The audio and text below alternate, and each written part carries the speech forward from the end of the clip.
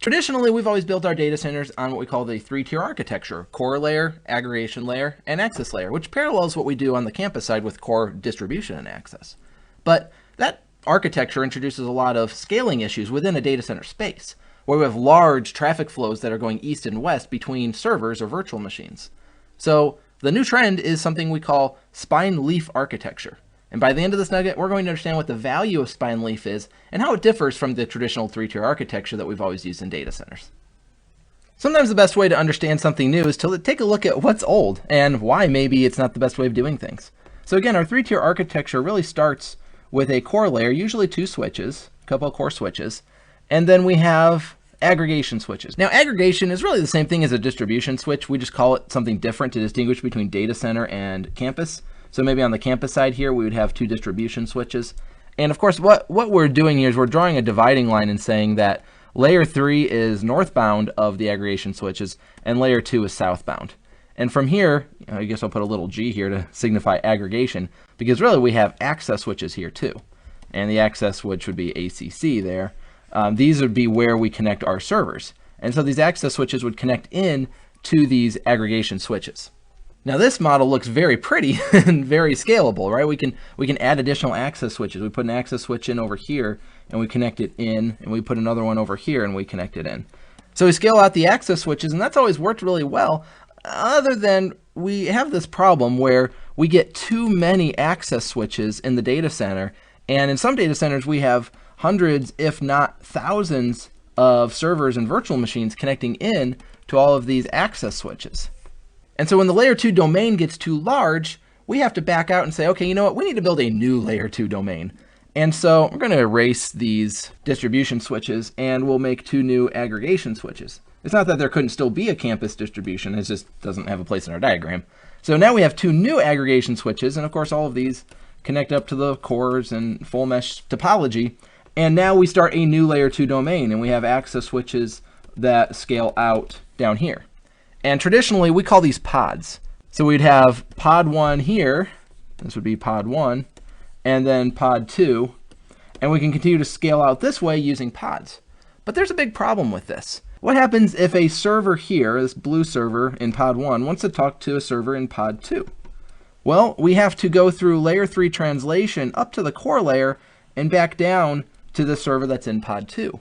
Whereas if I was just talking to another server, let's say over here on the left side of pod 1, now I can just go straight up to the aggregation switch and down. And that's great, it's 2 hops. But in order to traverse between pods, I have to go through 1, 2, 3, 4 different hops in order to get to the other side. That introduces a lot more latency and potential jitter, QoS issues. We have to go through layer 3 translation, so we might have MTU issues. There's just a lot of problems that are introduced by going between pods that we don't have to deal with if we can stay within the same layer 2 domain. So, spine leaf to the rescue here. We're going to draw out what the spine leaf architecture looks like and contrast it to the above. So we start with 2 spine switches, and we throw in a couple of leaf switches. And we connect these up to the spines, like so. And we connect our servers in downstream. So our servers are connecting up to the leaves, and we might say, holy smokes, Jeff, this looks an awful lot like a 3-tier architecture. Call these aggregation switches and call these access switches, and what's the difference between spine leaf and 3-tier? Well, believe it or not, there is a big difference. We can't actually translate spines to aggregation and leaves to access like that. In order to illustrate that, let's show what happens when we scale out.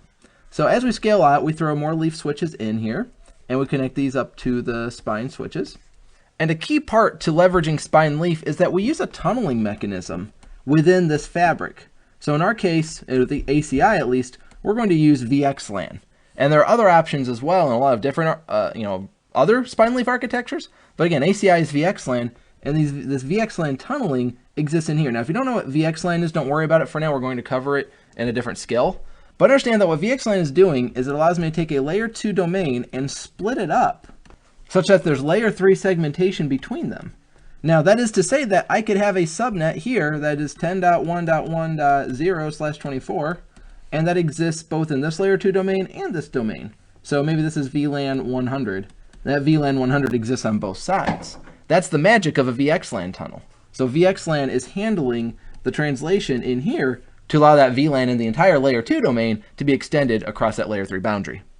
So as a result of using VXLAN tunneling in the fabric, what we call, again, the fabric in here, we can split this layer 2 domain across as many leaf switches as we want. We don't have to worry about this pod concept anymore. And because we know that the fabric is running layer 3 operations, because VXLAN operates at layer 3, these leaf switches are really where the layer 2 and layer 3 definition happen.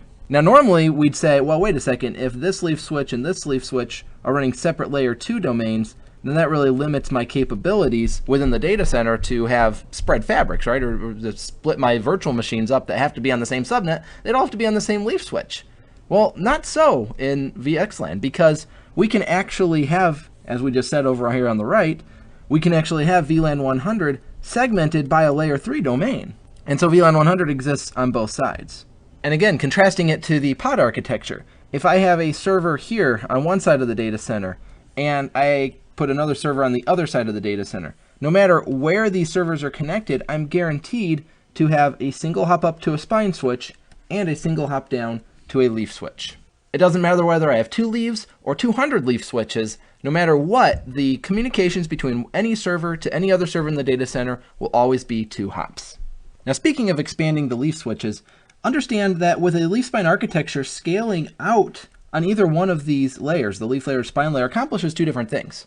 For one, if we scale out the leaf layer, this is how we gain access ports in the data center. Makes sense, right? Because the leaf switches are where the servers connect. So scaling out, we have additional access ports.